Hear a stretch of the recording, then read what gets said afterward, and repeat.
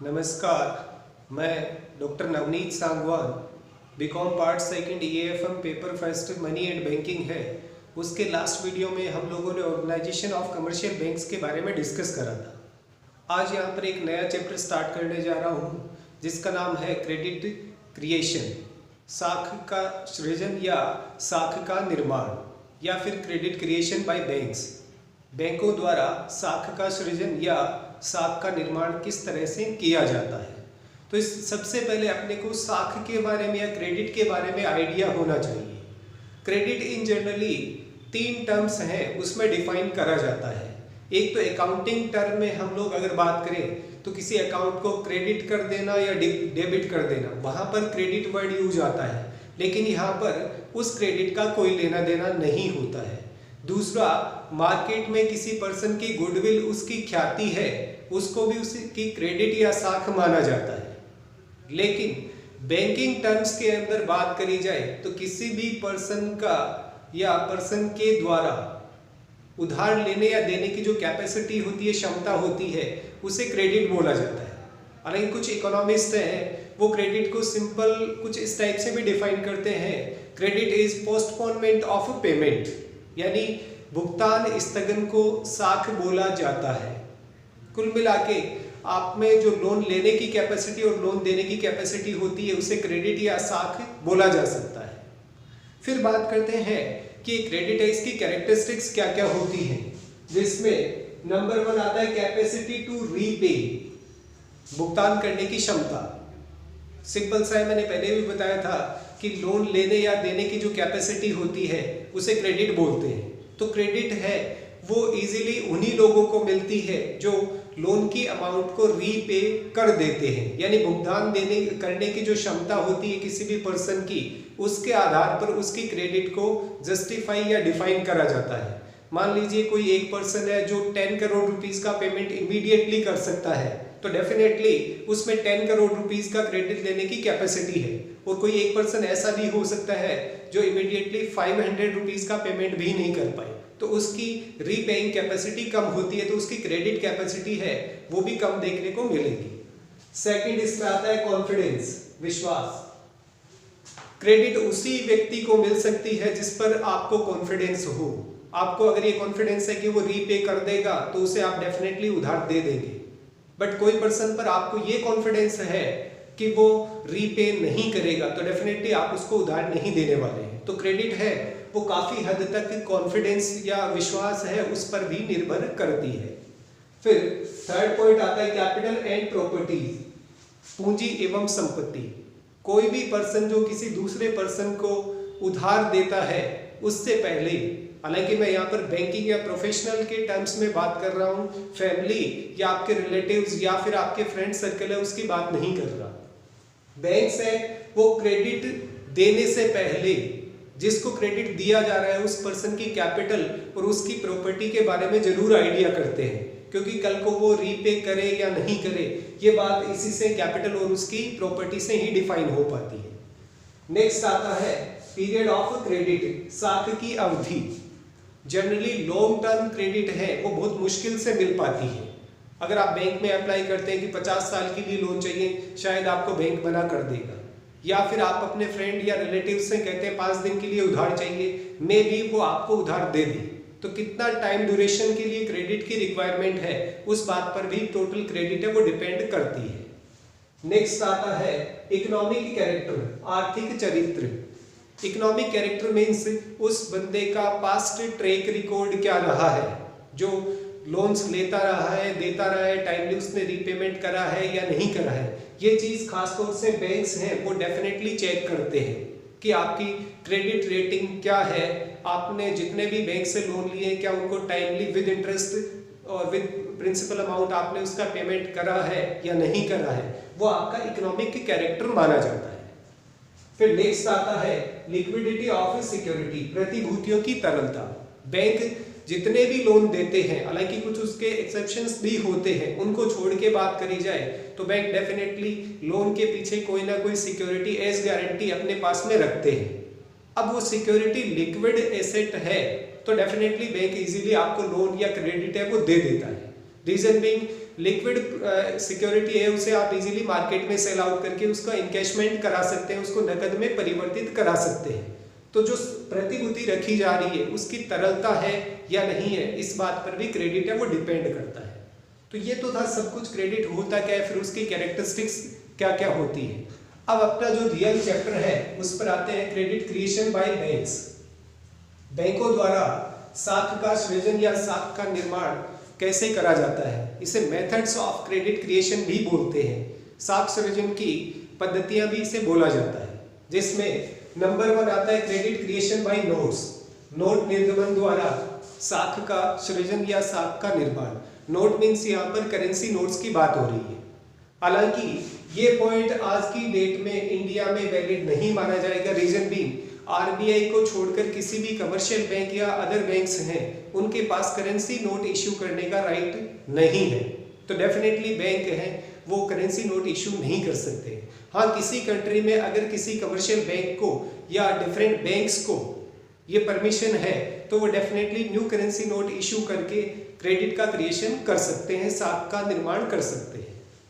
Second point आता है through cash deposit, नकद जमा द्वारा साख का निर्माण। ये कैसे होता है?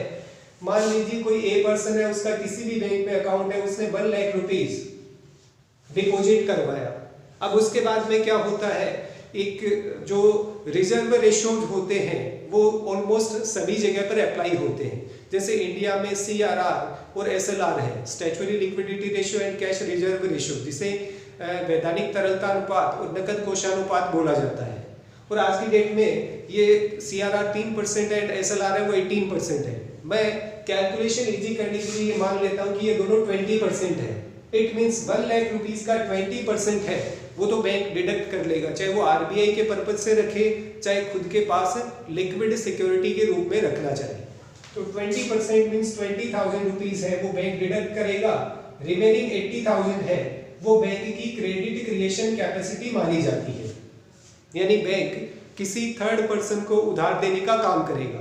तो ये कैश डिपॉजिट के थ्रू ये होता है, इसे प्राइमरी डिपॉजिट के थ्रू भी बोला जाता है। जो प्राथमिक जमाएं होती हैं उनके द्वारा भी बैंक साख का निर्माण करते हैं, उसकी प्रक्रिया ये वाली रहती है। यानी बैंक के पास में जो कैश में डिपॉजिट आया उसमें से रिजर्व डिडक्ट करे, रिमेनिंग अमाउंट है वो किसी पर्सन को लोन दे दिया, तो ये बैंक के द्वारा साख का निर्माण कहलाता है। फिर नेक्स्ट आता है, और ये बड़ा इंपॉर्टेंट भी है, थ्रू डेरिवेटिव और क्रेडिट डिपॉजिट, साख जमा अथवा व्युत्पन्न जमा द्वारा साख का निर्माण। और इसके लिए एक कोटेशन भी आता है, आप लोगों के एग्जामिनेशन में भी आ सकता है। Loans are the childrens of deposit and deposits are the childrens of loan. यानी ऋण है वो जमा की संतान है और जमा है वो ऋण की संतान है। चाहे कैसे भी बात करो, लोन दिया है तो वो किसी ना किसी फॉर्म में बैंक में जमा होता है, और बैंक में आपने जमा करा है तो वो भी किसी न किसी के पास लोन के रूप में जाएगा, और उसी चीज को क्रेडिट डिपॉजिट या डेरिवेटिव डिपॉजिट बोला जाता है। और इसे मल्टीपल बैंक बैंकिंग सिस्टम भी बोला जाता है, बहु बैंक बैंकिंग प्रणाली भी इसे बोला जाता है। और इसमें किस टाइप से क्रेडिट क्रिएशन होता है उसका एग्जांपल देता हूँ। यहाँ पर कोई भी पर्सन है उसको ले लिया जाता है और फिर वो एक अमाउंट डिपॉजिट कराता है बैंक में, फिर बैंक यहाँ पर रिजर्व है उनको रखता है, और नेक्स्ट है वो किसी को लोन दे दिया जाता है। मान लीजिए ए पर्सन है वो आया एसबीआई बैंक के अंदर और उसने 1 लाख रुपीस डिपॉजिट करवा दिए एसबीआई बैंक में। अब एसबीआई बैंक का क्या काम है, सबसे पहले डिपॉजिट को एक्सेप्ट करेगा, उसके बाद में रिजर्व और खासतौर से इंडिया में CRR प्लस SLR दोनों डिडक्ट करे जाएंगे। CRR आरबीआई के पास कैश के फॉर्म में या नकद के रूप में जमा होता है, और SLR है वो बैंक अपने पास में रखता है। हालांकि मैंने पहले भी बताया आज की डेट में इन दोनों का जो परसेंटेज मिला करके आता है वो 21% है। कैलकुलेशन इजी करने के पर्पज से मैं इसे 20% अज्यूम कर रहा हूँ। इसका मतलब 1 लाख रुपए का 20% 20,000 रुपए है वो बैंक अपने यहाँ पर डिडक्ट कर लेगा, कुछ आरबीआई के लिए कुछ खुद के पास में। बचे हुए 80,000 रुपीज 80,000 रुपए हैं वो मान लीजिए किसी बी पर्सन को लोन के रूप में दे दिया। अब ये बी पर्सन इस पैसे को अपने पास तो रखेगा नहीं, वो किसी सी पर्सन को मान लीजिए इसका पेमेंट करता है, और वो सी पर्सन है उसका पीएनबी बैंक में अकाउंट है। अब इसे मल्टीपल बैंक के रेफरेंस में भी आप कर सकते हैं, सिंगल बैंक के रेफरेंस में भी कर सकते हैं, बात एक ही आती है। पीएनबी बैंक में अकाउंट है, उसने 80,000 रुपीज जो वहां पर लोन मिला था इस बी पर्सन को, उस या फिर इसे बी ही मान लो आप, बी पर्सन का ही पीएनबी में अकाउंट है, उसने 80,000 रुपीज यहाँ पर डिपॉजिट करवा दिए। अब उसके बाद क्या होगा, अगेन इस 80,000 का 20% सीआरआर एसएलआर पीएनबी बैंक है वो डिडक्ट करेगी, वो होता है 16,000 16,000 रुपए। अब ये बैंक के पास में कितने बचे, 64,000 64,000 रुपए है, वो किसी सी पर्सन को पीएनबी बैंक है वो लोन दे देगी। फिर ये सी पर्सन है, मान लीजिए इसका बैंक ऑफ बड़ौदा में अकाउंट है, ये बैंक ऑफ बड़ौदा में आया, इसने 64,000 रुपीज है वो डिपॉजिट करवा दिए। फिर अगेन वही बात, 20% रिजर्व आपको डिडक्ट करने पड़ेंगे, और इसका 20% कितना होगा, 12,800 12,800 रुपए। ये इसमें से लेस होने के बाद ये अमाउंट रह जाएगी 51,200, और ये किसी डी पर्सन को बैंक ऑफ बड़ौदा है वो लोन दे देगा। ये प्रोसेस है वो लास्ट तक चलती रहती है जब तक ये अमाउंट जीरो नहीं हो जाती है। अब इसको देखना, यहां पर इसका एक बार मैं टोटल करके देखता हूं।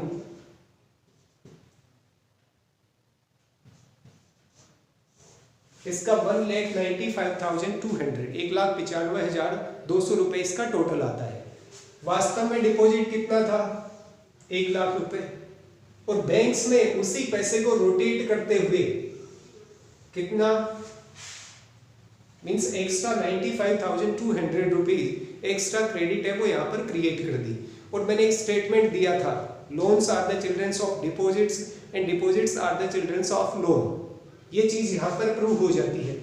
ये इनिशियली डिपॉजिट आया, फिर ये किसी पर्सन को लोन दे दिया, फिर यही पर्सन अगेन यहाँ डिपॉजिट करवा रहा है, तो पहले डिपॉजिट फिर लोन फिर डिपॉजिट फिर लोन, इस टाइप से ये चीज है वो चलती रहती है। तो दोनों एक दूसरे के रिलेवेंट माना जाता है कि एक पर्सन को लोन दोगे तो वो किसी दूसरे के लिए डिपॉजिट हो जाएगा, और आपने डिपॉजिट कराया वो किसी के लिए लोन बन जाएगा। और ये प्रोसेस तब तक चलती है जब तक ये अमाउंट जीरो नहीं हो जाती। और एक मेथड इसमें और आता है जिसे बोलते हैं discounting of bills of exchange.